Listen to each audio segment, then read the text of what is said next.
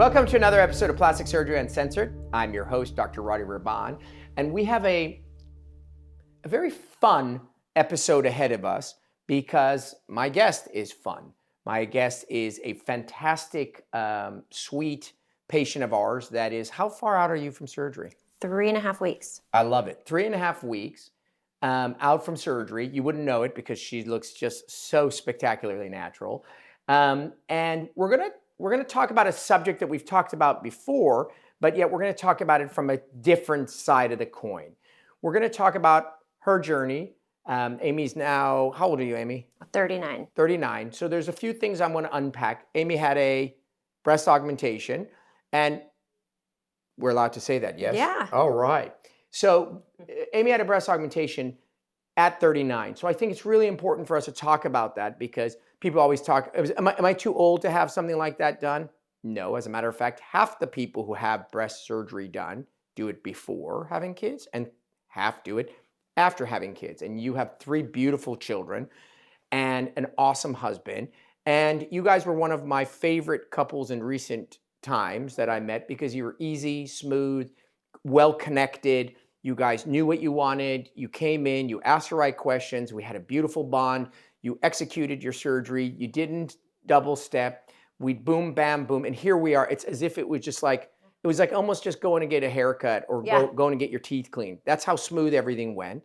And that has predominantly due to you because we have a system in place. And if the patients are easy, the system will carry you through.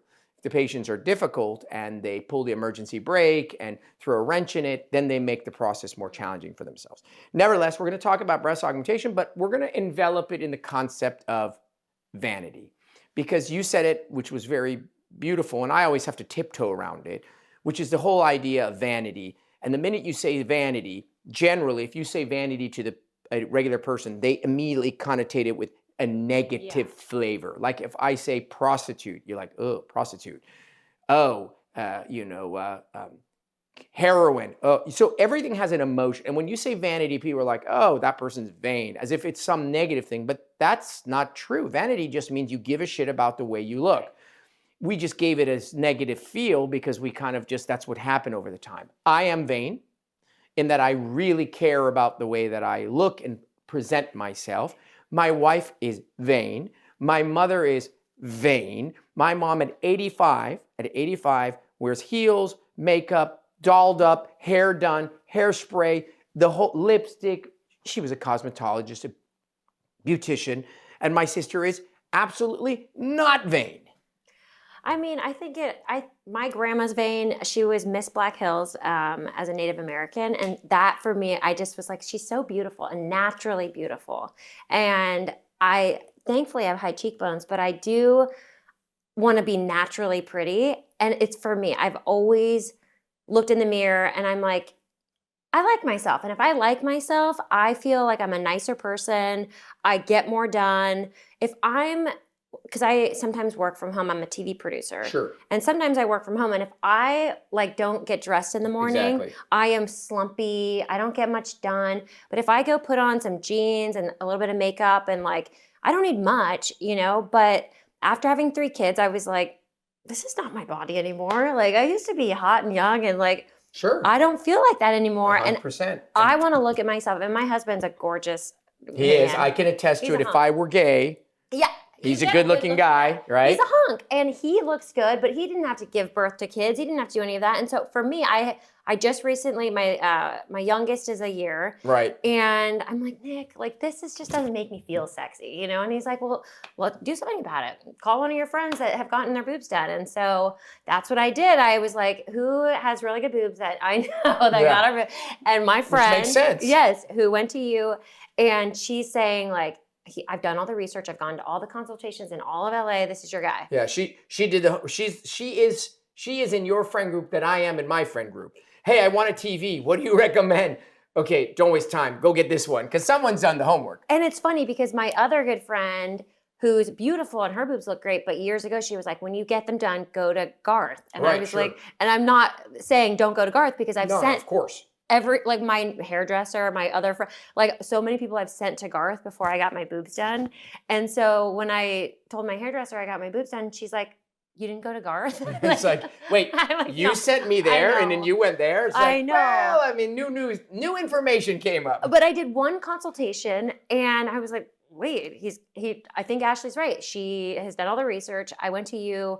It's like, I want to go to an expert that answers everything for me. And I really had like 2 questions after your 15-minute spiel because I was like, wait, okay, those were all the things. And I don't know. You guys were an easy patient population to deal with. We have sort of in every profession, you're a TV producer. You know when you're like, oh, what a great production team. Everyone's doing their jobs. Everyone listens. They get along. This is going to be an amazing show. And then you have people like, she's a bitch. This one's a prima donna. This guy's an idiot. And this is going to be painful. And at the end of the day, you still get it done. The show may still be an Emmy winning, might be amazing. But at the same time, it's just painful. So for me, when I meet patients, especially when it's for breast augmentation, I think number one, in general, all consultation processes need to be thorough. Yeah. The assumption I make when I meet people is they know nothing. And what they know, they may know wrong. And rather than you and me have a huge banter, hey, what questions can I answer for you? So normally how a consult goes is you come in, you're like, hey, I'm thinking of having a breast aug. Immediately is followed by, I just want to look natural. Listen, I'm in the Malibu or Palisades there or Bel Air. I refer to you guys as a Malibu moms group, which is all very natural, athletic, but still want to look sexy, want to go coach, little league at the same time, want to go out at night, etc. Mm-hmm. I want to look natural, and yeah, that's what I want to do. And then I'll say a few things. You'll ask me a few questions. I'll say a few things. You'll ask me some questions. And next thing you know, 20 minutes went by, and we really didn't cover much. I don't do it that way. I don't do it that way because I know what you need to know. You don't know what you don't know. And the best way for us to get you the information, because my goal is for you to be knowledgeable. If you come with me, great. If you go somewhere else, great. At least I know that you came to a consult and you got the information you needed. So I tell everybody, don't speak. Don't speak until I'm done. And then I'm going to examine this, da. Do you have any questions? And what you'll notice is, holy shit, I had 10 questions, they were answered, and there was 30 things I didn't know, and those were told to me. And I found that to be the way I would want to be informed about whatever it is that I'm having done. So I'm grateful and I'm glad that it worked for you. And it was information you needed. It reminded me of what I do in my TV shows because I work with the talent. And when they come on set for the very first time, they've never been on TV. I have to explain to them, like, it's not always glamorous. Like, you're going to be sitting and waiting around for a long time. I don't want to hear you bitching when you get out there. Like, there's all these things that I have to explain to them before we do it. Because once we're out there, now you have all of the negative parts in your head, because it's not going to be glamorous all the time, right? Being on TV. Of course, no. And so I'm like, are you still willing to do this? If you're still willing to do this, then let's go and have a great time out there. And you'll ask any of the people I worked with, they're like, thank you for warning me about sitting for an hour, because of the cameras weren't ready or whatever. And I appreciated your convo because it reminded me of like, hey, Amy, I don't want you coming back to me and saying, these are too small or these are too big. And I appreciated that because, it was a team effort that we had in getting the perfect size for me. And I liked how you were like, you can't give me like the size that you want. We have to go off pictures. And I thought that was really helpful. So that's interesting you should say that. So a couple of things. Number one, the way to forego, actually, I'll tell you something I learned when I was a resident. I don't remember a lot from residency because I don't know how much of it was helpful. But one guy said to me, and I still hang out with him, he's the guy that I think influenced me the most. He said, everything you tell the patient before, they consider you a genius. Everything you tell the same thing to the patient afterwards, and it's excuses. Right. So if I tell you before surgery, A, B, C, and it happens, you go, oh, he told me that.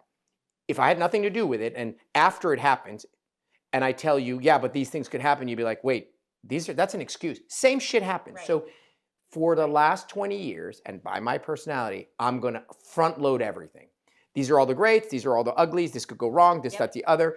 And then you are super informed, and God forbid something isn't exactly what you anticipated. You and I are both on the same page. Right. You're like, yep, let's take care of it. Now, the thing you hit on, which is by far the biggest part of breast augmentation, is sizing, right? the biggest issue with a breast enhancement is how big. Oh, I want to be natural. There is no natural size. Yeah. Like you and your best friend could literally have the same 2 implants, and she looks like a porn star, Right. and you look like you had breast aug? Yeah. So, oh, I want the same size as my friend. Well, what does that even mean? You guys don't even wear the same shoes. No, that's not how this works.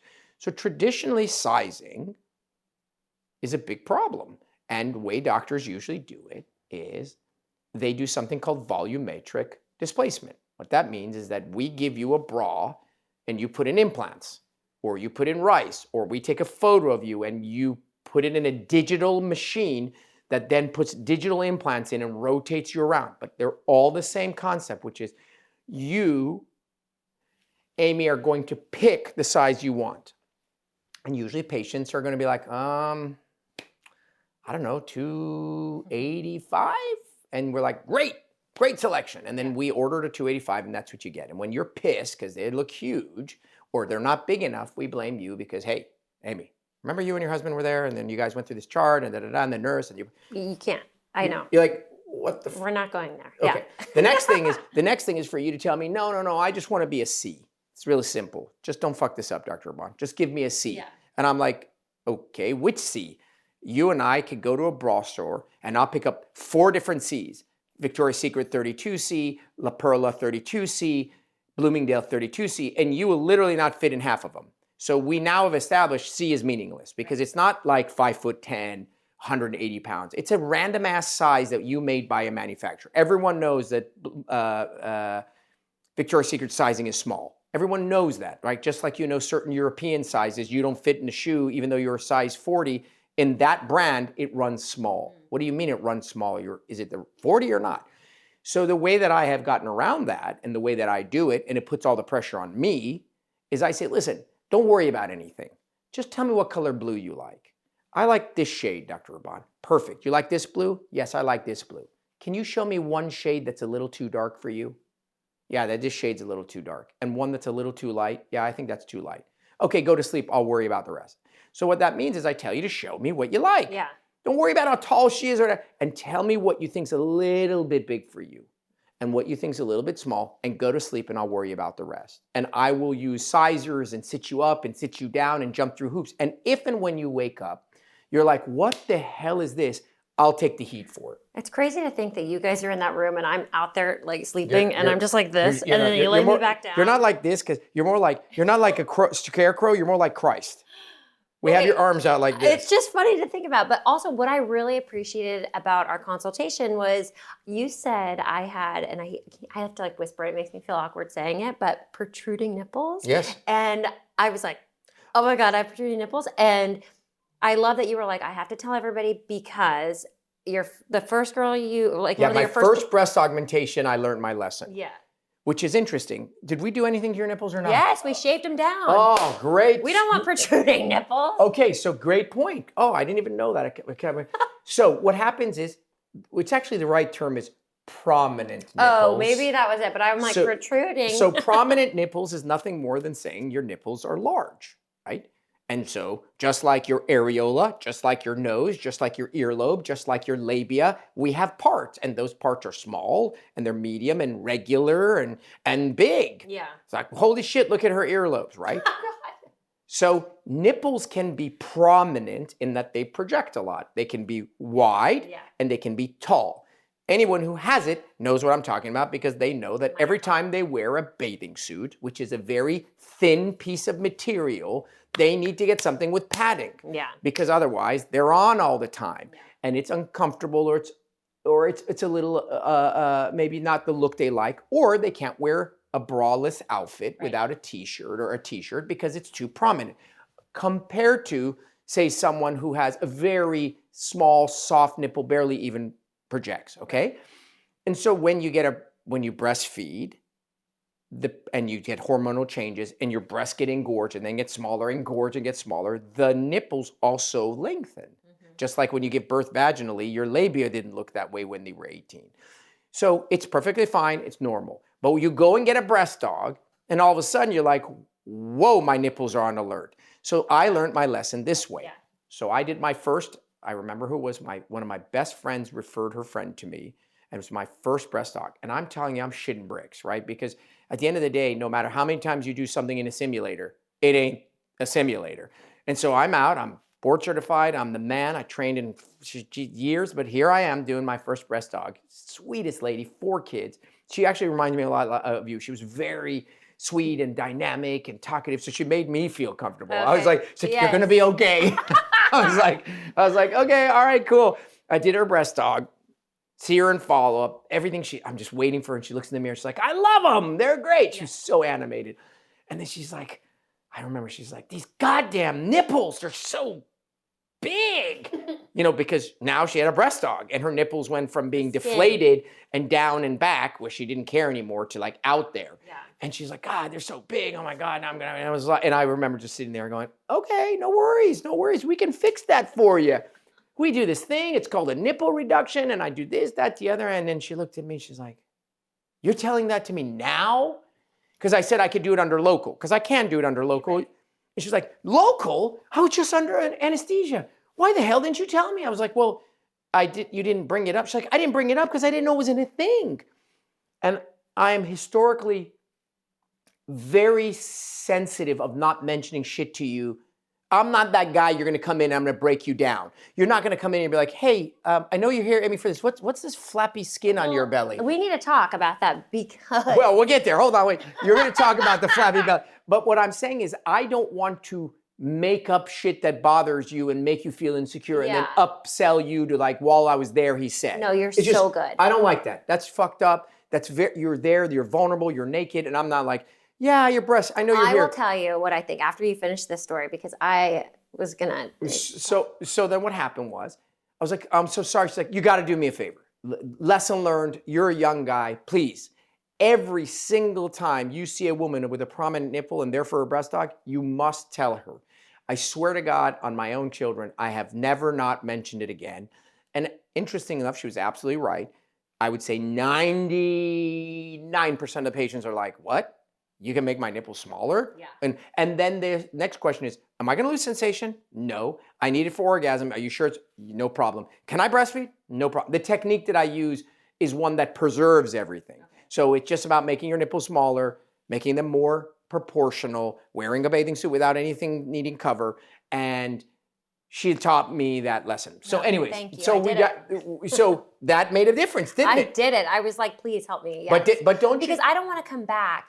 You're right, like, and have to do it something else. But do you think it made a difference? It's a huge difference. Okay. They're beautiful. Like, I mean, it's 3 weeks in, so we haven't been able to like play with them or do anything yet. But visually, they look great. Okay. I'm still wearing the bra that I have to wear because you're very adamant about the aftercare. I'm strict. And I'm listening. So one day when I'm wearing hot tops and cute outfits, I will be so thankful that I don't have to wear a bra. Well, that one day, by the way, is 3 weeks away. Okay, good. It's not like in the 2020, it's in 3 weeks. I know. But what I really like about you, it reminds me, my husband owns an automotive shop and he's like, he's not the guy when you come into the auto, he's like, I do not want to be the guy that's like, you need brakes, you need new tires, you need all this stuff right now, because you don't. With time, they'll come back to me if they liked it, right? Exactly. And so that's what I like about you. But I am like, why didn't we talk about my flappy belly? the reason we didn't talk about because you made me feel good for, like, he's like, you had 3 kids. Yeah, and the truth is, I'm not going to compliment you and I'm not going to degrade you just for the sake of the discussion. Yeah. If you come in, and I've seen 20,000 naked women, right? This is what I do for a living. So on occasion, the patient's like, oh, I've had 5 kids. Oh, I had 7 kids. I had a patient on my show, 7 kids, da-da-da-da-da. What do you do? I do this, that, the other, and I don't ever. And then I examined her. I was like, nah, come on. Give me a, and she was doing amateur bodybuilding competitions with 7 kids. And I was just like, no, I got to give you mad props. Yeah. You look spectacular. Oh, thank you. And so at the end of the day, you have to tell the patients, because at the end of the day, you are an expert. And I think many of them don't realize how good or they do look, and they need that compliment. Furthermore, if something isn't right, I'll mention it to you. But if someone doesn't mention something to me, I have just decided and made it my philosophy not to mention things to them, even if it's the neighbor. The only time I don't do that is in the face. So if someone comes to me and they're like, hey, I don't like my neck and my jowls and stuff, I usually don't go, here's your neck lift and call it a day, because your eyelids are like a centimeter away, then your brow. And so I usually do a facial analysis because when you look at someone, you're like, wow, she looks great, or wow, she looks weathered or older, or he does. Faces, I give you a full analysis, but I don't go for someone here for breast and be like, hey, you don't want to do your stomach? Yeah. But now that we're talking about the stomach, like I love Bunda and I will continue working out and trying to like get my best physique. But I am worried, like if I do come back and I just, because this pooch thing is like almost impossible to get rid of. And it's like, do you know why it's impossible to get rid of? No. You had 3 kids. When you have 3 kids, no matter how amazing your body is and how much you work out, things do happen that are irreversible, right? You can't, you'll never see a 9-year-old woman who doesn't have saggy neck. It's just not possible. Right. So every time you gave birth, your rectus muscles, the 2 muscles that are stuck together, pull apart a little bit. And that pulling apart is known as diastasis. It's separation. The first time, since you were in shape and skinny, I bounced back. You think you bounce back. You look like you bounce back, but technically there was some damage. It was minor, and you can make up for it by being in shape. Nonetheless, you have a second child, that separation increases. Can't you heal it? Can't you fix it? No, it's torn, it's broken, it's cracked. The tree is broken, it's broken. Yeah. Oh, but my therapist told me, my trainer told me, they're all full of shit. What they're doing is they're strengthening your muscles, which you can, and it camouflages that. But by the third one, very few people have no visible change. And that lady who had 7 kids who's competing still needed my help. Yeah. And what's happened is your muscles separated enough where when I say relax, your belly pooches. Yeah. That's not a diet thing. That's not a gas thing. That's not a working out thing. That's not a skinny thing. That's a muscle separation. And until such time that you repair the broken muscles, you're never going to be flat. You'll be strong. You may look your very best for who you are, but you're not going to be, wow, I'm flat. But the rumor has it is that the belly button changes when you do the surgery. It's not a rumor, it's a reality. And it does? Yes, yes. So, but there's changes, oh, wow, that looks pretty good. And, oh, that's terrible. Just like that's the same thing with a breast surgery, just like a rhinoplasty, just like a facelift, just like an eyelid. There's a, wow, that looks incredible. Have you seen how good Brad Pitt looks? And, what happened to that guy? Oh, wow, that looks terrible. So the reality is that the outcomes is based on the ability of the surgeon to execute a natural result. We have to cut around the belly button because we have to go to the top of your ribs to sew the muscle from the top down. The bulge doesn't occur just at the bottom. It starts at your ribs and works its way down. It's most prominent at the bottom because you, without having even seen you, carried your kids low. Yeah. I can tell you carry them in your pelvis because your stretch is in the pelvis. There are women whose bulge is up top. Like their little gap is up here. That means they carry their kids like a basketball. Right? Straight on out. Whereas you're more traditional low in pelvis, right? So, we'll take care of it for you, not to worry. Okay. And then with time, I think like my neck, and I don't think, like what age do people typically start really needing to So I did a girl Friday. She's 37, 34. And I just did her neck. Her face is spectacular. So my point I make by saying that is there is no age. The ages at which the age to fix something is when 2 things occur at the same time. 1, there is some physical change. 2, it bothers you. What does that mean? I can't do a surgery on you because I want to do it before that happens. Right. I can't fix something that hasn't happened. So that's the stupidest thing I've heard. It's online. People are like, oh, it's so early that it never happens. What does that fucking mean? How do I change something that hasn't broken? So it has to be there. And the other is it has to bother you. Right. Some people have features that bother you and me because we're vain. And they're not even bothered. And some people are bothered by the slightest subtle change. Right. So 2 things have to happen for you to have surgery. 1, it has to have physically happened to you. And 2, it has to bother you. So when do these things normally happen?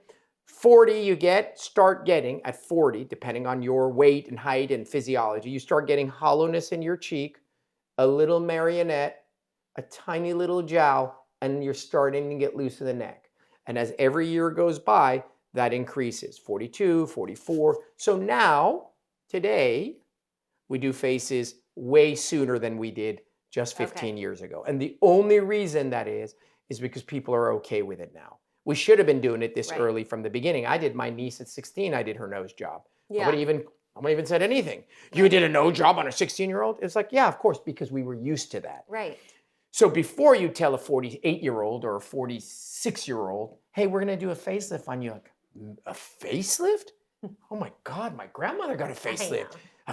It was so connected, just like the word vanity. Right. It created an emotion. And so we would wait. But now we're smarter than that. Right. We're like, wait, I don't want to wait till I'm 60.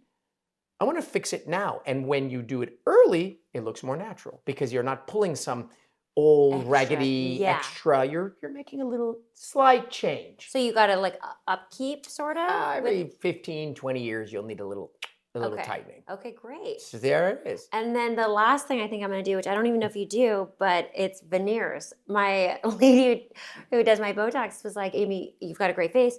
She wants it to look natural. She's like, but I'm going to tell you that if you got new teeth, it would take 10 years off. And I'm like, oh my God. So veneers are an interesting thing. I don't do veneers, and dentists, there are a lot of good dentists that do it. But I think the thing with veneers that are interesting is so if your teeth are terrible, veneers are awesome, right? Yeah. Because wow, that's improved. The problem is that depending on the veneer, sometimes the veneers look like chiclet. They look like the little, so it's just like a facelift. I found the right guy, by the way. Okay, well, I'll tell you if he's the right guy off camera. Okay, good. Off camera, I'll give you my thoughts on it. But yeah, I think all these things, so, again, you remind me of my wife. My wife is all about it. My mom is all about it. They're like, wait, we have the ability and this thing doesn't look good and I'm going to wait for why? Like, sign me up. Yeah. If anything, I have to walk them off the ledge. So, but I think that the point that we started with was this concept of vanity, which I love about people like you, which is embrace the fact. People are going to be vain, but then they play coy with the concept. And then they have this internal push and pull. Right. Oh, am I being vain? I shouldn't be vain. What I love is people like you, my mom, my wife, who accept it, own it, and then enjoy it. Yeah. Which is, I want to look awesome. Within reason, I have things available to me. We have the financial capacity. Why would I want other? And so I think the whole concept and what I loved about you as a person is the ability to not only own it, but then own it without any sense of embarrassment. It's like, hell yeah. Yeah. And that's that's very, very good. Well, I don't know if it's because I've was raised by a confident mom who's like, you're awesome. Like, my mom always says, be kind, but take no shit. And so I've always been that way. So I've become successful on my own. I don't need a man sort of thing, and I'm like, I like the way I look. And yeah, but it's not because of the way you were raised. It's who you are. Really? Because you have my brother, my sister, and myself, and we can be three different people. Okay. My sister is good. If my mom physically has to force her to put lipstick on, and she's 57. That's whereas there's me, and I'll dress up for everything. So it's just who you are as in your DNA. Yeah. And some people own it. And they own things easier. I have patients who I do surgery on. I'm like, hey, do you mind if I post your fit? Oh, I don't want anyone to know. I'm not shy about it. Wait, you don't want anyone to know? Are you embarrassed? Is this like some kind of? Yeah. Is this something you're embarrassed about? Like, no. Well, then, if you're not embarrassed, I would own it. I just didn't want people to. I said no to the pictures on your site only because I didn't want people I work with to go be like, there's Amy's boobs. But because she has freckles. Right. You can find me. No, they would never find you. But never that. No. You think you're the only person with freckles? Oh, wait. So is that the pattern? Oh, there you have. There it is. The Big Dipper on her chest. Like, what do you fucking talk? There's 1,000 people to see my actual boobs. They're not gonna know you from shit from Cheyenne. I'm a modest person. That's the other thing about me. I am very modest. I'm not concerned about your modesty, but the point of the matter is that no one will recognize you, nevertheless. Okay. But I do think that the concept of vanity and embracing it is a great one. I try to infuse that in my patients who are doing the surgeries that I'm providing them, but they're struggling with it. And it's kind of not fun for me because you're commissioning me to make this beautiful art piece, but in a weird way, you're not loving it. And they do eventually at the end, but for me, because I'm involved in the process, I love it when people come in and they're like, I can't wait. I'm so excited. Yeah. I'm so glad that I'm taking this money that I worked for Right. and investing it in this thing that's going to bring me joy. Right. So can you imagine as the person that you're hiring, how much more fun that is for me, how much more invested I am? I know. But I have patients that are a lot of like, they have their foot on the gas and the brake simultaneously, and they want to know why they're not going anywhere. It's like, listen, do you want to do this or not? Because if you don't, I'm okay with it. know. I'm totally fine with it. But own it. This is great. This is elective. You could be going to the Maldives. You could buy a Birkin. You could put it in a 401k. You chose to do aesthetic surgery. Let's do this. Right. And do you find that your wife and your mom are happier people? I don't know if they're happier. They're both actually very feisty women. But I know that when they are, my wife, for example, who's at this moment a stay-home mom, she gets up, puts on makeup, puts up lipstick. At home, she may go nowhere. She's like, and she'll tell you, she'll be the first to tell you, she's like, I do it for myself. I need to look good. I don't want to go anywhere. My mom was a volunteer at the hospital. She was decked out. Yeah. Because she's like, I'm not going to leave the house unless I look good. So then, yes, when they look their best, they are very happy. Yeah. And conversely, when they don't, they're very unhappy. Okay, and so, well, I come from a line of no divorce, and it's not to say that, they hadn't fought or didn't get along at times, but I think love was like a big piece of my upbringing. And so for me and my husband, I'm like, I want to be in love forever. And for me, vanity is a piece of that because 100%. I am like, I want to look good for him. I want to flirt still. I want him to want to have sex. Like, I want that. And I feel like if I were frumpy or not taking care of myself, maybe. So these are the conversations that aren't being had. Yeah. The fact of the matter is this bullshit idea that we've been married for 15 years somehow makes him blind or you blind. No. Now, remember, men and women are built differently. Right. Women will madly fall in love with someone because of who they are, their persona. Men will do the same, but I don't know. It doesn't matter if you're gay or even straight. Men are more visual. They have more muscle.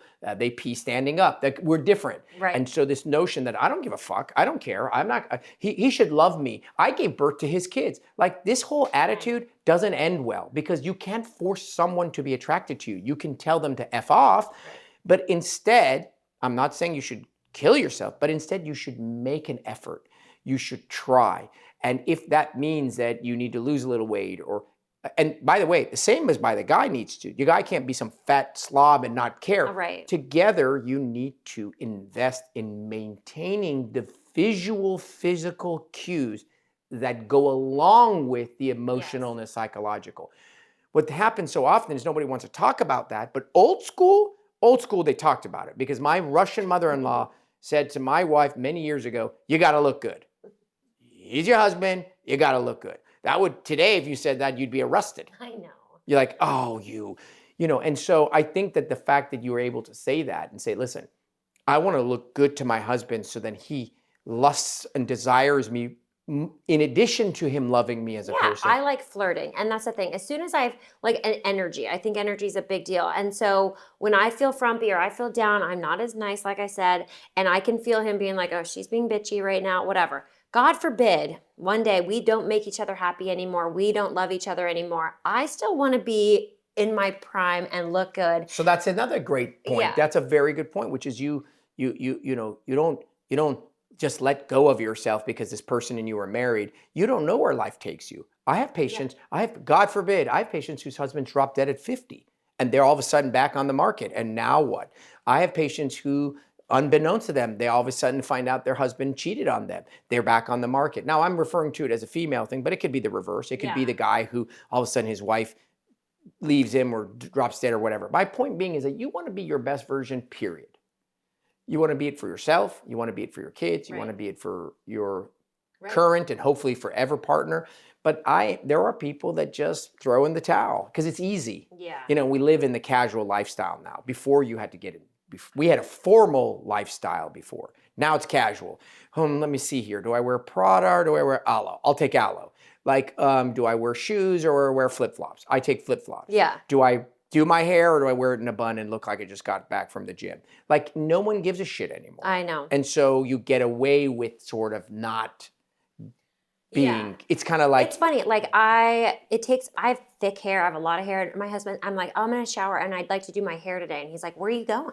And I'm like, can I just do my hair? Like, because guess what? I don't have to do it for 3 more days. Like I have to wash my hair tonight. Yeah. You know? And so I've like gone and it's a lot. It takes like an hour to do. Sure. But guess what? It makes me look good. And he's like, who are you seeing? And I'm like, good.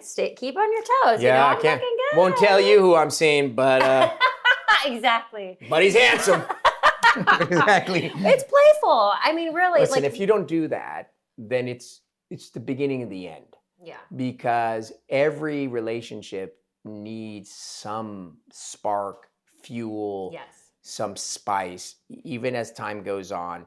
And I think physical nature of one's body, yeah, okay, one day I'll be 70. Okay, you look good for a 70-year-old. We're not asking you to look good for a 20-year-old, like a 7-year-old. I'm not 20. trying to look 20 when I'm 70. No, I want but to age gracefully. But I understand that, and I think it's great. And I think that the dialogue you have, the verbal outward conversation, which is I'm okay being vain, I want to look good, that whole mantra is the key to, I think, a successful partnership.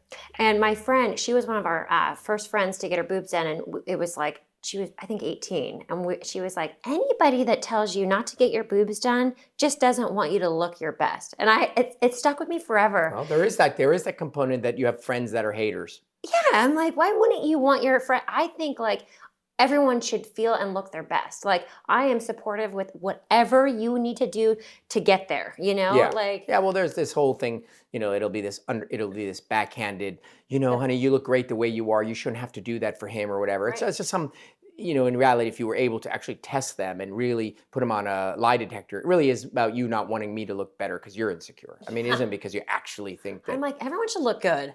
Like, wouldn't that be? It would be I love happier. hot people. I think it'd be a happier place. That's for sure. The world, we would have less conflict. Yeah. Yeah, I agree with that 100%. So you are now 3 weeks out. Yeah. What we're going to do is we're going to definitely have you back on. And we're going to have you back on when you hit your, 6-month mark.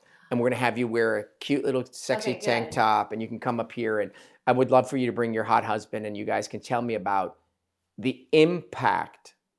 Because a breast dog is a breast dog. It's nothing. It's like getting a haircut or getting a spray tan. What matters is the ripple effect of this procedure. Mm-hmm. I feel sexy. It increased our intimacy. This, that. I see him doing this. Oh, my wife looks that. It's what that was for. And so I'd love to see how the impact of this, because you can see it, but wait till you actually get to drive the car and be in the car and wash the car and all that good stuff. I was going to say this, aftercare, the 6 weeks of, I feel bad because I do a lot around the house. I've got the babies, I'm picking them, and I can tell Nick's like, when is this over? Because I'm always like, you got to go get him in the crib. Yeah, it's good. Take advantage of it. Go get them, and he's just like, don't, he's like, don't just push this. Just take advantage of it. I gave you a 6-week hall pass. At 6 weeks, you got to go live your life and go be. So he's going to expect you to make up for what you didn't. But I think it'll be exciting to see you back because you're the type of person, and you're as a couple, you'll be the type of people that will really say what people experience. And that's what we want. We want authenticity so people can really appreciate what they can expect from it. So, we appreciate you coming on our show and chatting with us. And we're going to have you back on and again because we're going to be operating on you forever. I know. It's just going to be. We're going to be life partners. We are. In this office. We actually are. That is one of our greatest joys is when we have patients. Now I've been in practice 20 years. And unlike other things where the circle is smaller, you did something, you came back, you did something, you came back. In plastic surgery, it's often longer. So when I was in my 30s, I was operating on you at your 30s. And then now that I'm in my 50s, I'm operating on those patients in their 50s. And then I'll be one more circle in my 70s or 60s. So we are now starting to really get a full circle. I asked you when I was like, well, when do I have to get these redone? You said in 50 years. I was like, well, are you going, I need you to be the one that does it. Yeah, I'm not going to get my car serviced at this new place. Like, so don't worry about it. Right before I retire, I'll call you. Yeah. Listen, my tremor is getting worse.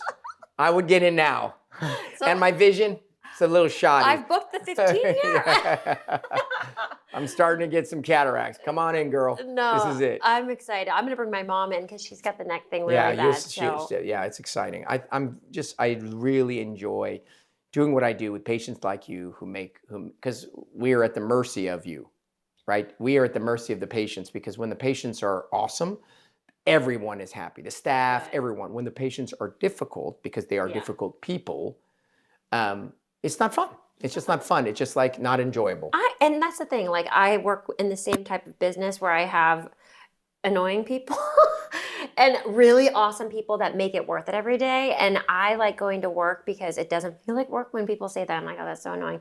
But it is fun to be around like-minded, smart people that Sure. get it and are experts in their field. Like you are the expert. I'm going to trust the expert. You've done the work I haven't done. And I'm like, thank you. Yeah, well, that's good. That's why you surround yourself with excellent people. And you are excellent, and we are grateful that you trusted us. And we will see you back here in a few weeks for your reveal. And you can then go, as you said, go ride, test out the new car. Yes. All right, guys. Well, that's a wrap on Plastic Surgery Uncensored. As always, it's a pleasure. We have 2 parting requests. Number 1, get off your treadmill, stop whatever you're doing. Go write a review right now. We love positive feedback. Everyone is working very hard behind the scenes to put the show together, and it makes everyone enjoy it more. And the second is you have no idea which one of your friends is tomorrow about to have surgery. So share our show with everyone you know, because the information, aside from being awesomely entertaining, more importantly, the show is educational, and it teaches you some things or tells you things that you need to know, and you want them to know this before they have surgery, okay? So that's a wrap on Plastic Surgery Uncensored. As always, your host, Dr. Rahban. I will see you next week.